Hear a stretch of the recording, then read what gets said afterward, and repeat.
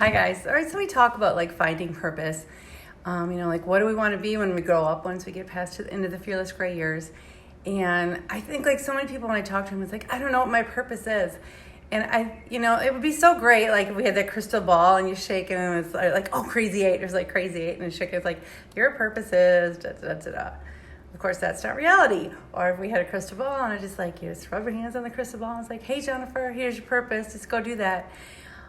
It's not like that, right? It's something we have to figure out. And really, it's probably good. It's something that we have to figure out because if it was just handed to us, it would almost feel either like a chore, or we would take it for granted. Like when, I remember my dad always said, like, when you get something for free, he made me pay like this, I don't know, like $40 for this old bike back in the day. Because if you get it for free, you won't appreciate it. It's the same with your purpose. If we could like shake up a crystal ball and go, here you go, you would either like think it's not real or maybe not appreciate it. So where does that leave us? Like, what is the first step in finding our purpose? And I really believe like the first step in finding a purpose is to just do the necessary. And so what does that mean? It can mean so many different things, but I'll give you an example of like doing the necessary in my life. So when my kids were in grade school, my girls were in grade school. Yeah, my son was in grade school. And they needed somebody to run the carnival. And they asked a friend of mine if we would run it together. Like we were like great yin and yang. Like she was like so creative. I was really organized. We were neighbors. We got along so well. And they're like, oh, ask Jennifer and Chris. And like, tell them no. And so they came back one more time. They came and like, no, tell them no. We're not running that. And when I reflect back, I'm like, why did I even say no? I didn't even think about this. Like, I think so often, like, when the necessary is prevented or when we're looking for something, no, I was like, either I'm too busy, I don't know what I'm doing, I don't want to do it, let somebody else do it. And so then the necessary doesn't get done. And so then, a couple of weeks went by and I didn't even think about it. Couldn't care less if anybody was running the carnival or not. And I was just doing this like little side volunteering job of stuffing like the Thursday folders.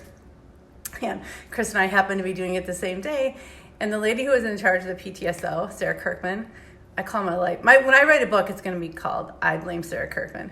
And she was running the meeting and then she goes, so we don't have anybody to run the carnival yet, but I have asked 2 people and I think they'll do it.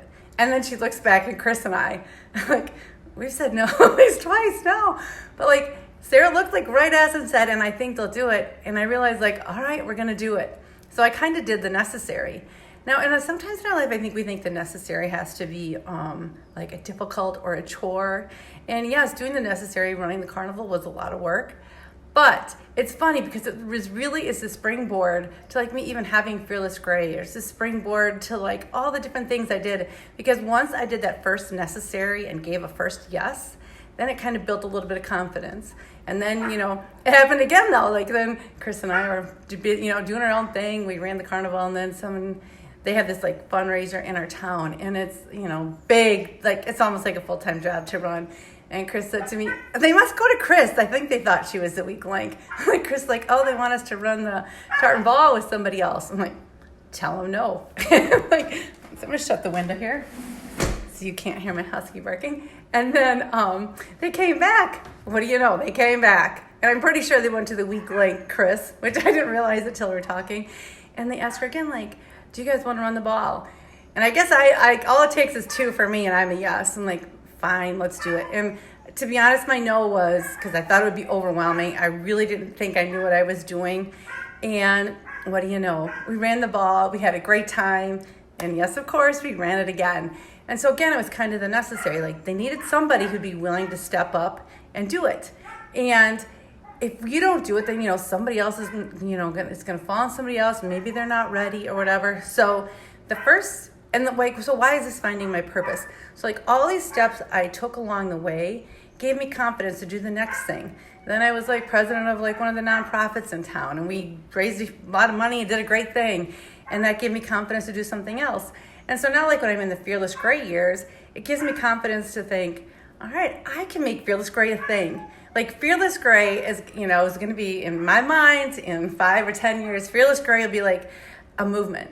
Like people like our age, like figuring out a purpose and living this great life, deciding what do we want to be when we grow up. And I think like if I didn't take like way back when Erica's in grade school, take that first step, that first necessary step of saying yes to something, I wouldn't be here. So what does like the necessary look like in your life?